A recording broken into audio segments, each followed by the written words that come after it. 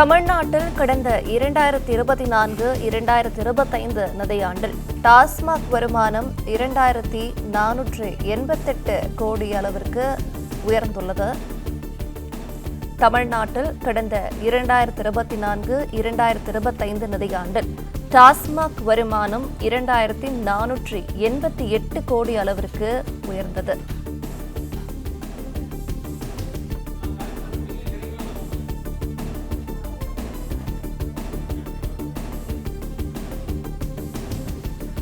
இரண்டாயிரத்து 23-24 நிதியாண்டில் 45,855 கோடிக்கு மதுபானங்கள் விற்பனையான நிலையில் 2024-2025 48,344 கோடியாக விற்பனை உயர்ந்துள்ளது. சட்டப்பேரவையில் தாக்கல் செய்யப்பட்டுள்ள மது விலக்கு மற்றும் ஆயுத்த தீர்வைத்துறை கொள்கை விளக்க குறிப்பில் இந்த தகவல் வெளியிடப்பட்டிருக்கிறது.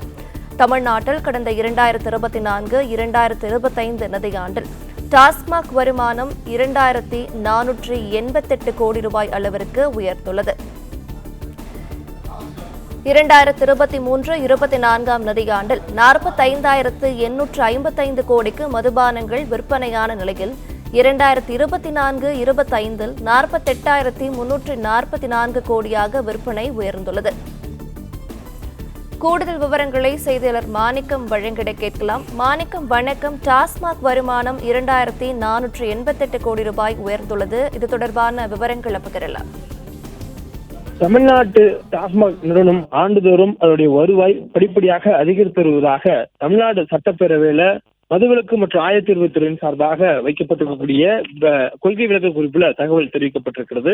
கடந்த 2023-24 நிதியாண்டுல மொத்தம் 45,855 கோடி ரூபாய் வருமானத்தை இருந்த டாஸ்மாக் ஆண்டு வருமானம் 2024-25 நிதியாண்டுல 48,344 கோடி ரூபாயாக அதனுடைய வருமானம் பெருகியிருக்கிறது. இது ஒப்பீடு அளவில், அதாவது 2023-24 நிதியாண்டோடு ஒப்பீடு அளவில் கடந்த 2024-25 நிதியாண்டுல 2,488 கோடி ரூபாய் டாஸ்மாக் மூலம் அரசுக்கு கூடுதலாக வருவாய் கிடைத்திருப்பதாக மதுவிலக்கு மற்றும் ஆயத்தீர்வுத்துறையினுடைய கொள்கை விளக்க குறிப்பில் தகவல் தெரிவிக்கப்பட்டிருக்கிறது. குறிப்பாக மது பாட்டில்களின் மீதான விலை உயர்வின் காரணமாக இந்த